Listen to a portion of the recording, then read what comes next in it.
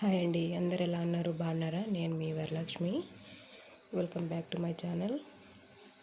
ఇది శనగపైరేనండి, చూస్తున్నారు కదా. ఇది కలుపు తీయకపోతే ఏమవుతుందనేది చెప్తా ఈరోజు.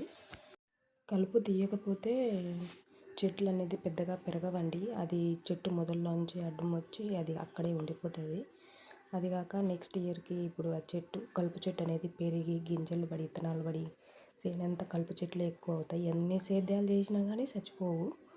మళ్ళీ మళ్ళీ కలుపు ఎక్కువ పెరుగుతుంది. అప్పుడు పైరు సరిగ్గా రాదండి. అందుకని కలుపు తీస్తున్నాం. ఇంకా ఇంకో విషయం వచ్చేసి, మనం కోత కోసేటప్పుడు శనగపైరు అనేది కోత కోసేటప్పుడు అదంతా కలుపు చెట్లు పెద్దగా ఉంటాయి కదా, అవి నువ్వంతా చేతులకు తగిలి చాలా ఇబ్బంది పెడతాయి. మనం కోత సరిగ్గా జరగదనమాట.